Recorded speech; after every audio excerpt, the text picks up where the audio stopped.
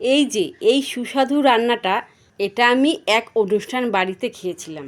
আমার এত ভালো লেগেছিল, তাই তোমাদের সঙ্গে শেয়ার না করে আর পারলাম না। এখানে আমি দুটো কচি চাল কুমড়োকে কেটে ঝুরি করে পোলে নিয়েছি। পাশেই আমি মাছের তেলটাকে ভালো করে ধুয়ে পরিষ্কার করে রেখেছি। এবার আমি কড়াইয়ের মধ্যে তেলটাকে দিয়ে নুন আর হলুদ দিয়ে ভালো করে ভেজে দেব। সাধারণত আমরা মাছের তেল বেগুন দিয়েই রান্না করে খাই। চাল কুমড়ো দিয়ে মাছের তেল আমি তো ভাবতেই পারি না।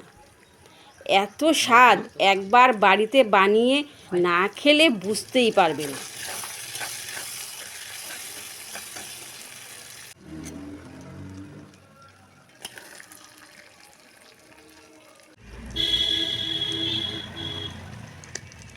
এবার আমি আঁচে একটা কড়াই বসিয়ে তাতে শুকনো লঙ্কা, তেজপাতা আর কালো জিরে ফোড়ন দিয়ে চাল কুমড়াটা দিয়ে দিই।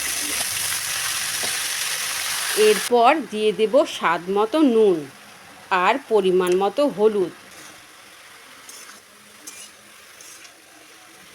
এবার নাড়াচাড়া করে 5 মিনিটের জন্য ঢেকে দেব। এরপর ঢাকনা তুলে একটু আদা থেতো করে দিয়ে দেব।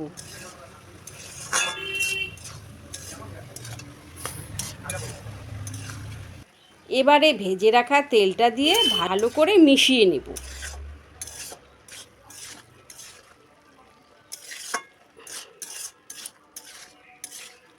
একটু মিষ্টি হবার জন্য দিয়ে দেব চিনি আর সাথে দেব গরম মশলা।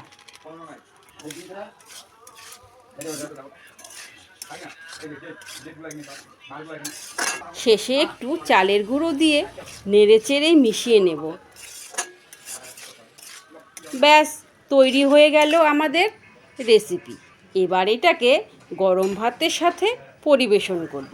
এটা তোমরা বাড়িতে অবশ্যই করে খেয়ে দেখো, বেশ ভালো লাগবে। ধন্যবাদ।